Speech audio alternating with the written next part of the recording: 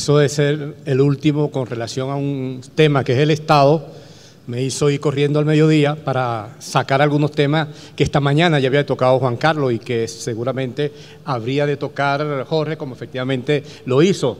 Entonces, Bonilla nos pidió unos papeles de trabajo de tal manera que sirva de apoyo a todo el material de la maestría. Aquí está uno que se llama El Estado, que es el Estado y la educación, la formación de la imprudencia. Ahorita explico eso.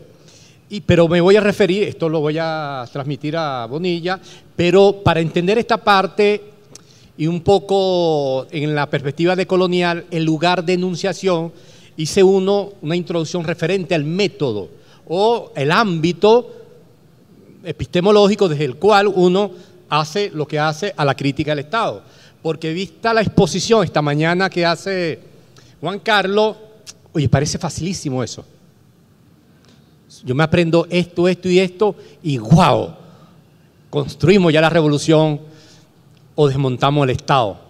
Porque una de las preguntas que no hizo Juan Carlos esta mañana y que yo creo que era importante es, ¿y si no tuviéramos Estado?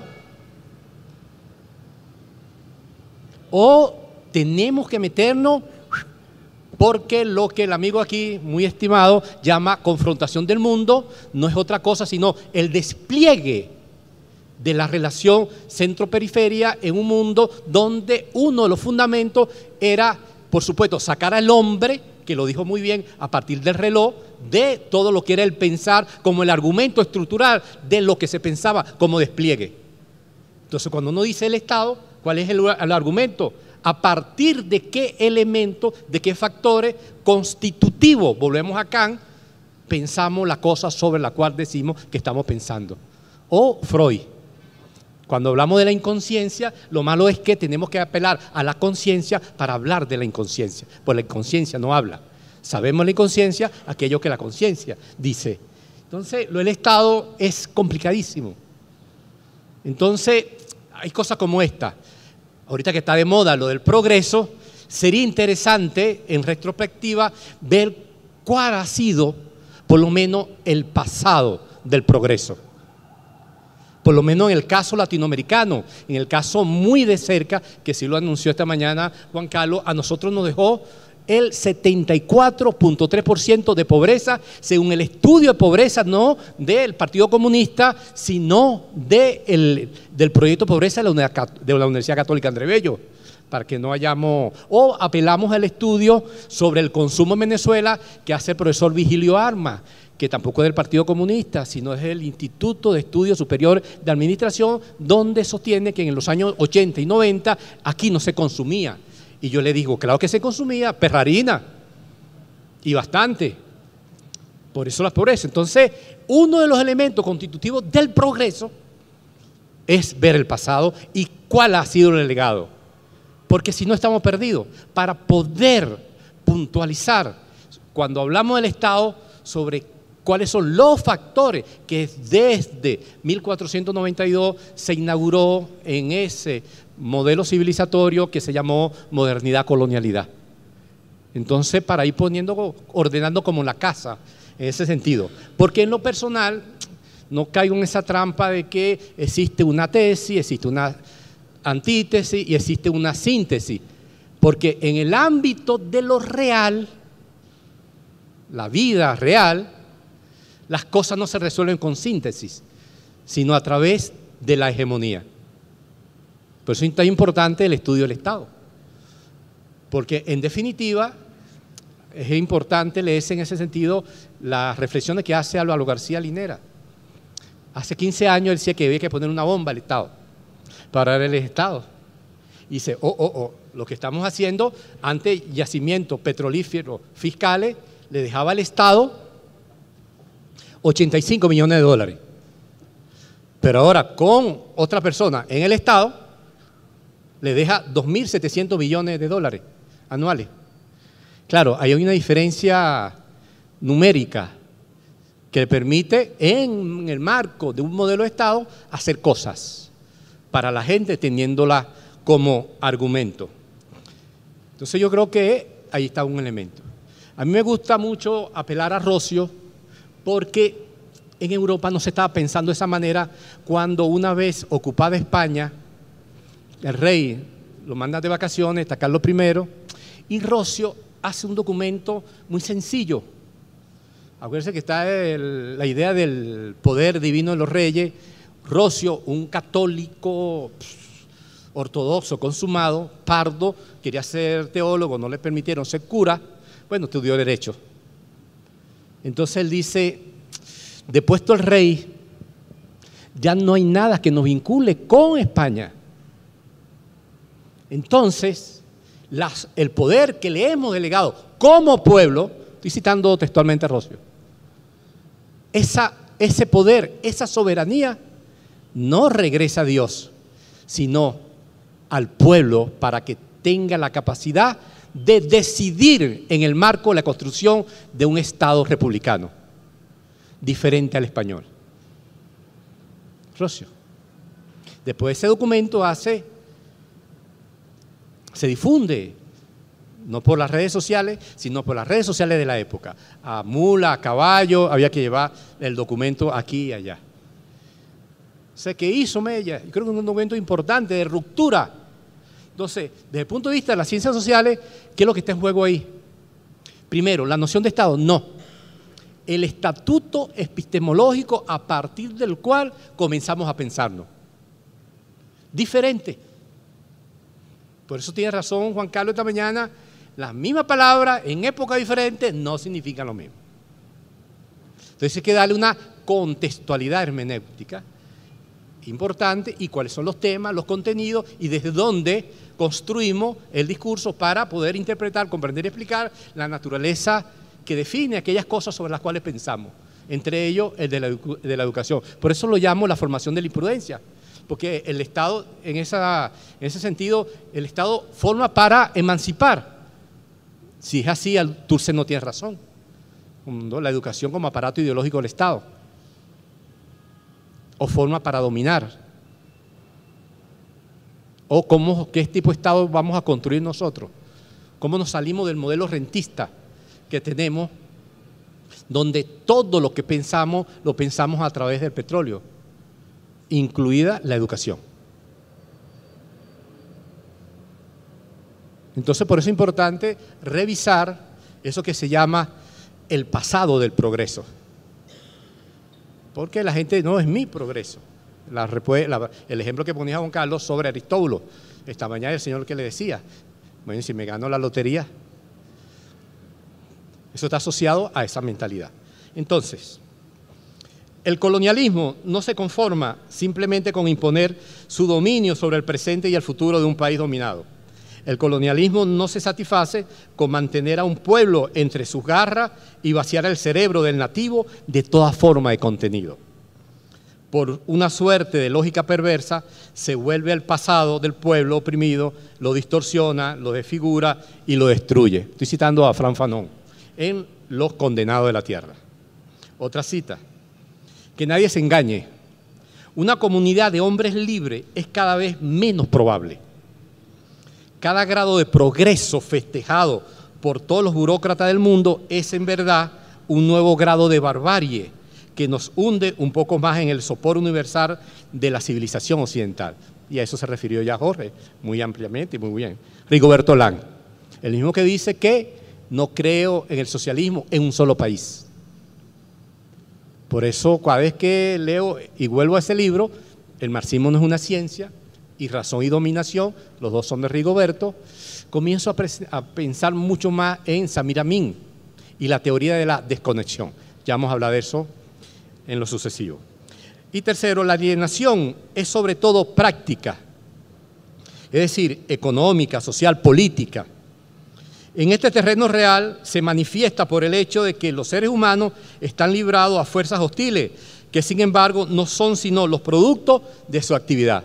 Por esto la ponencia la llamo Estado de Educación, Antropología Estructural de las Prácticas Sociales.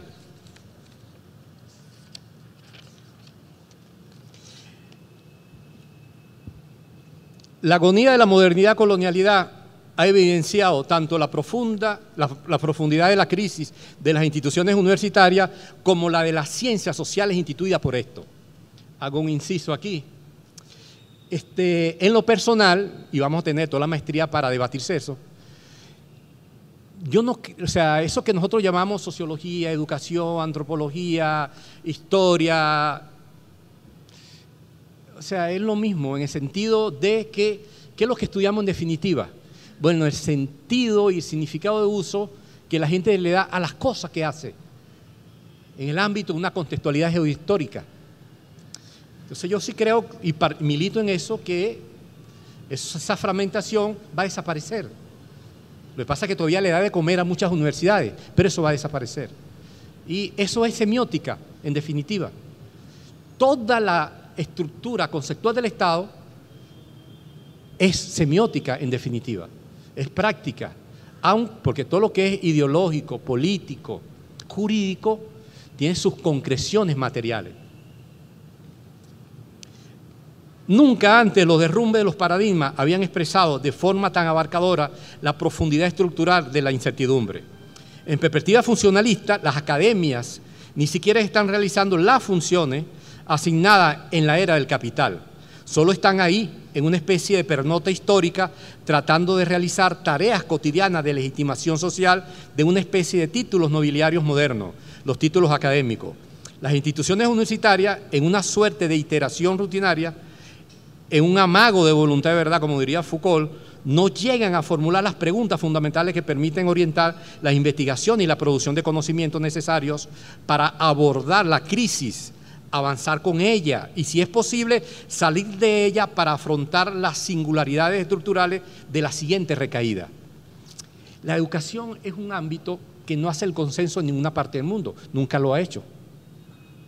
Ni siquiera en los países nórdicos, calmados. No, la educación no hace consenso, porque se trata de decisiones políticas ideológicas. Se quiere formar de esta manera, no de otra. Y de ahí emergen conceptos que ya se criticaban esta mañana, la gobernanza, pero también como la sociedad civil. Cuando Elías Pino Iturrieta, el historiador de la academia, es director de la Academia Nacional de la Historia, dice: Chávez, el Bolívar de Chávez divide la sociedad. Claro, él se olvidó de un libro que fue su tesis doctoral en el Colegio de México, que es La mentalidad de los venezolanos de la emancipación.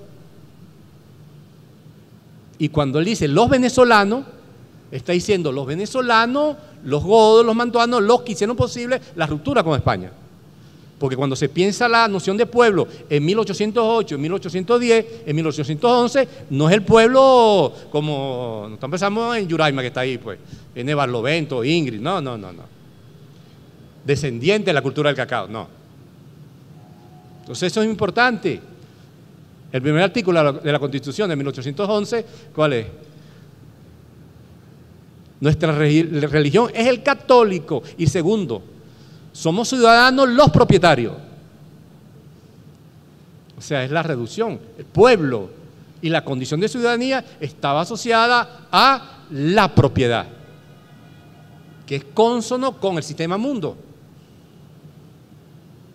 Yo hice la tesis doctoral, yo la hice sobre y no fue en la Sorbona, yo comencé ahí, terminé en la Universidad de Estrasburgo, en la Luz Pasteur,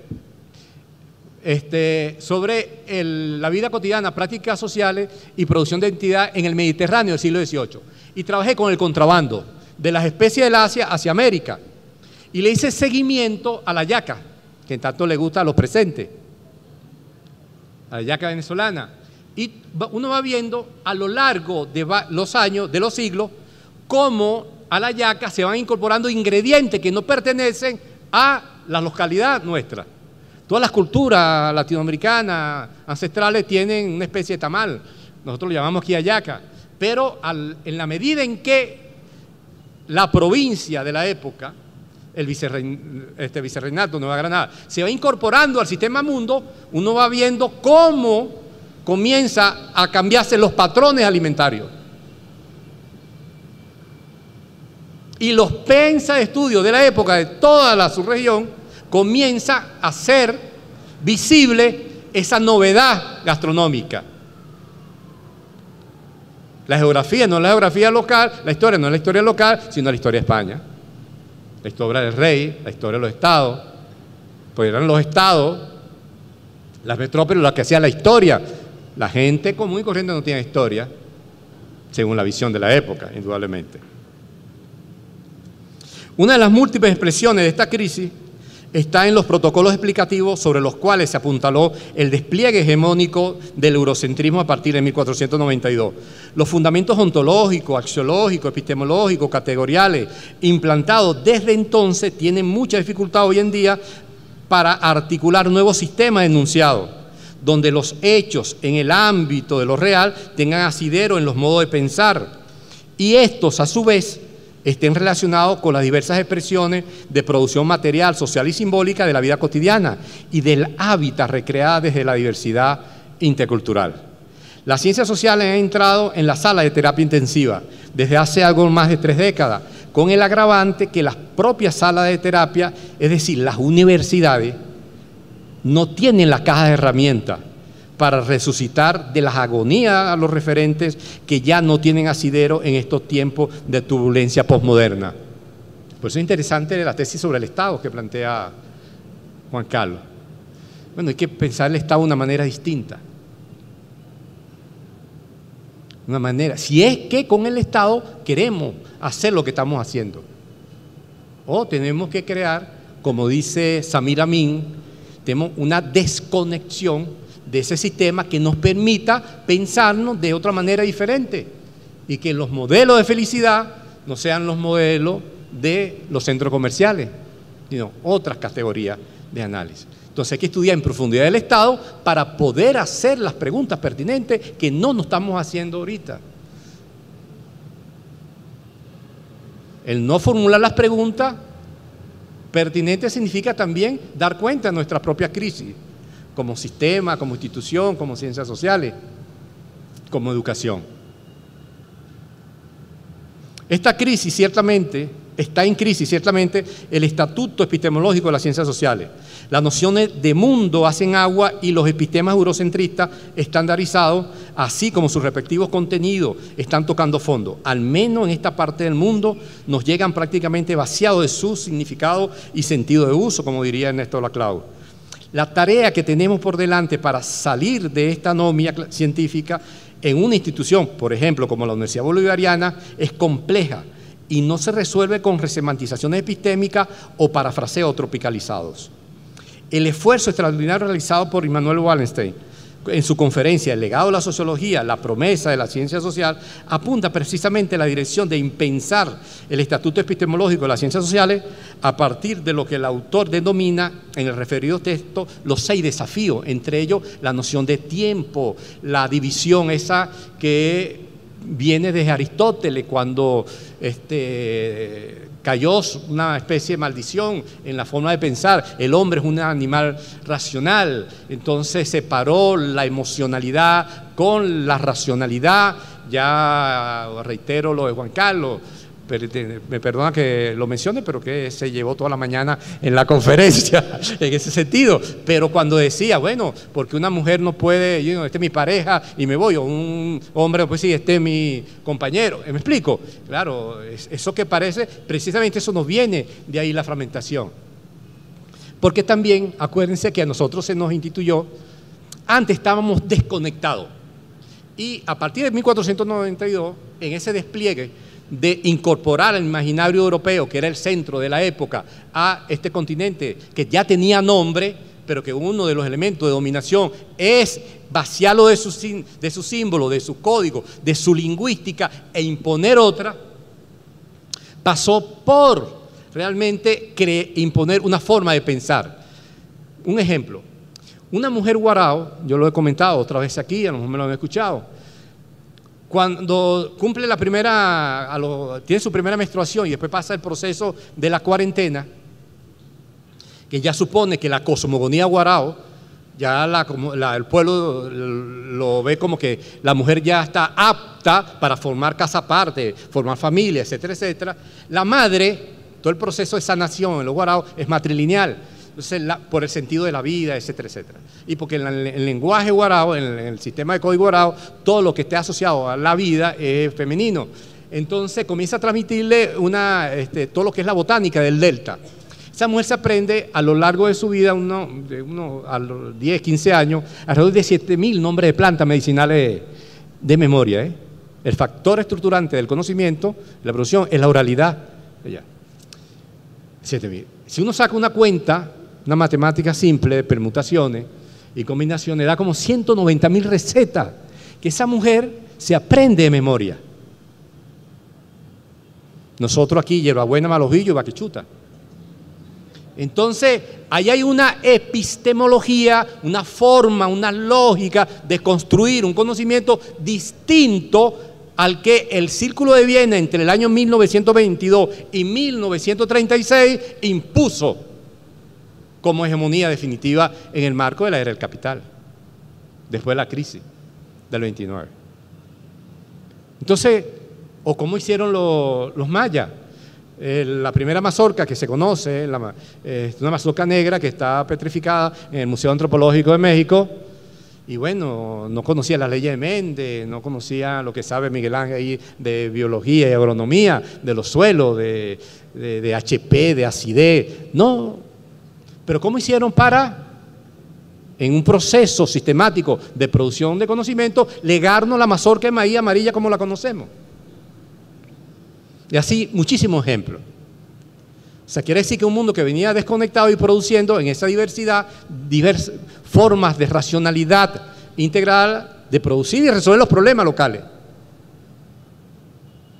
Entonces, desde la imposición de pensamiento único, no hemos dado pie con bola. Por lo menos los países que estamos en la periferia.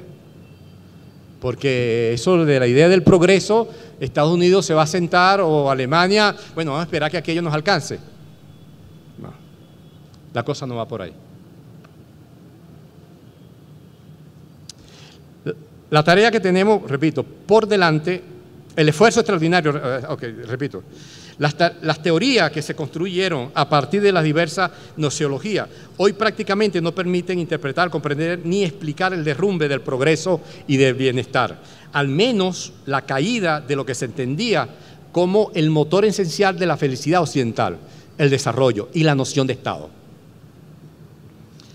Leído en el marco del sistema capitalista y de todas sus expresiones singulares y articulaciones geopolíticas en el sistema mundo, donde quedan subsumidas las relaciones de dominación, centro-periferia, causante de las dolencias del planeta y de todas las malformaciones expresivas de la vida bajo la égida de la modernidad.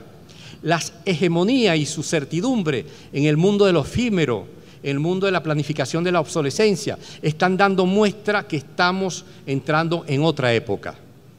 Los teoremas justificativos del proyecto civilizatorio occidental ya no lo sostienen. Hace falta otro relato, otro discurso, otro lenguaje, otra epistemología.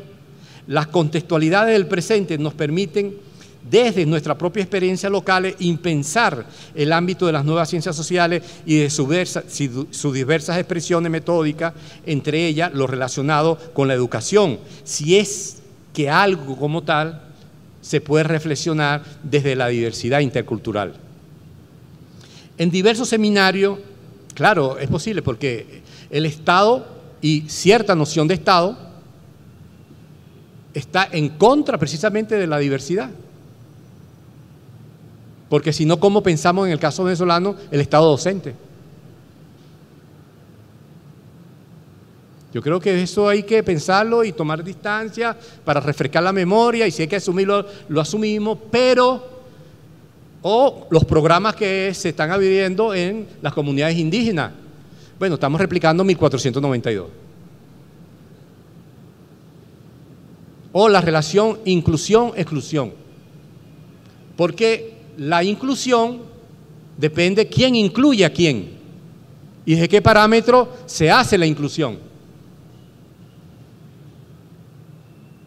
Porque ese es el peligro de los nacionalismos.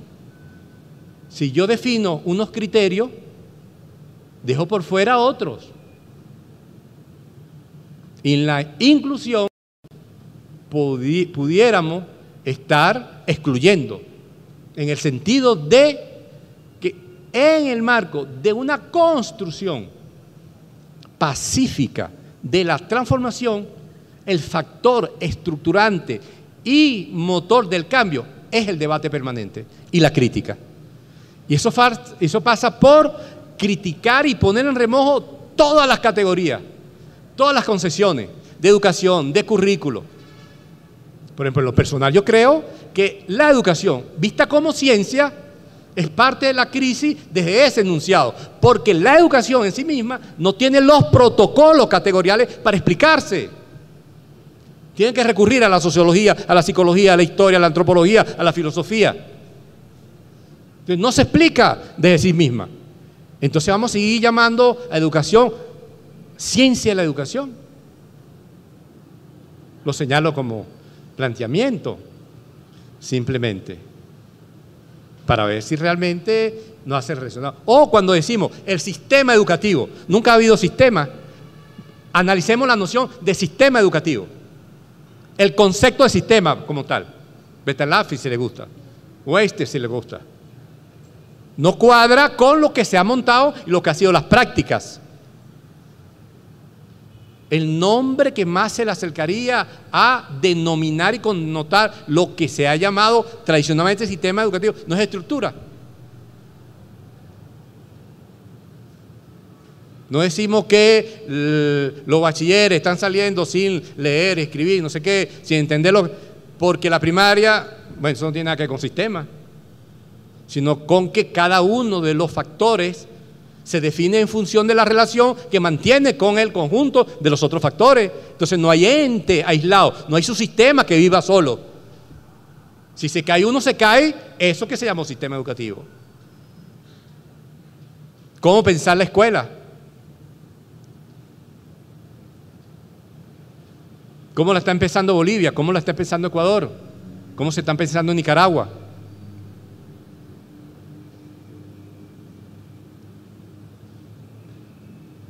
¿Cómo la estamos empezando en Venezuela?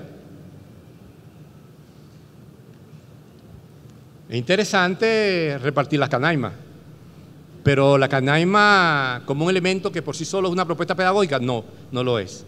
Sino eso es parte, debería ser parte de una concepción distinta, cuáles son los epistemas, desde dónde se está pensando, cuál es la política que permite un despliegue tecnológico como medio para, y no convertirlo en la finalidad,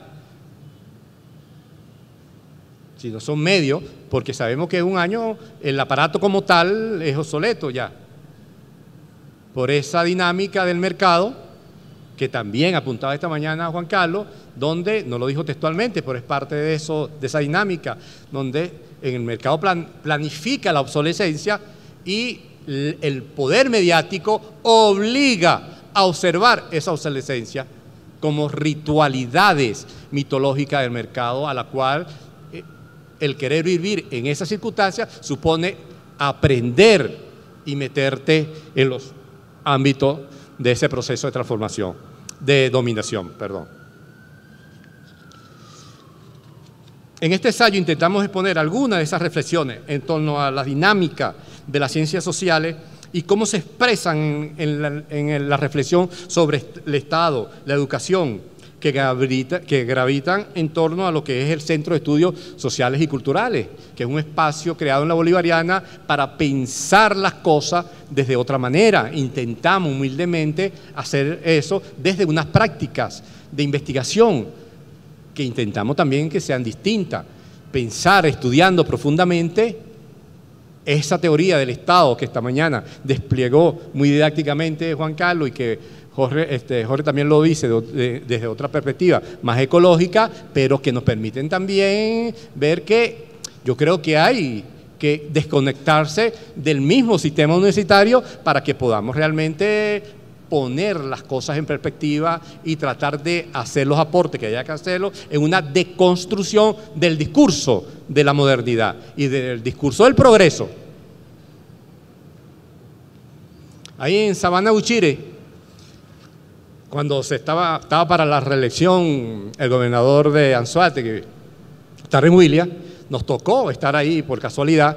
Estábamos ahí implantando ahí, desarrollando el programa de agroecología con los campesinos, y él le tocó hacer campaña. Entonces él le pedía a la gente qué quería en cuestión, y la gente le decía, bueno, la maestra, porque la maestra viene de Boca de Uchire, pero queremos que viva aquí, porque aquí hay gente graduada. Y él escuchaba, y que pinten aquí, pinten allá, y todo era en torno a la escuela, porque era el sitio donde, el corazón de donde la gente se reunía. Entonces al final dijo, bueno, pero hay que pavimentar la carretera. Y la gente decía, no, pero la escuela. Y él decía, la carretera y el asfalto. No, la escuela. En la tarde, en la posada, él me dice, Edgar, ayúdame con la gente, ¿vale? Hay que pavimentar la escalera, la carretera. Y yo le preguntaba, pero Tare, ¿tú viste cuántos carros ven arriba? 4, los 4 que tú llevaste. Arriba nadie tiene carro. Claro, les pensamos el mundo desde nuestro imaginario. Claro, él quería incluirlo, pero desde su carro. Claro, a él le duele el tripoide o el tren delantero, pero la gente baja el Casabe de ahí en su mula. Pero si ese es el lado que da sotovento, se llama ahí. A lo largo del año, 20 grados, 21 grados, durante todo el año. Bueno, ellos están desconectados, tienen una forma de vida que el asfalto se lo va a estropear. Claro, pero eso lo entendemos del Estado.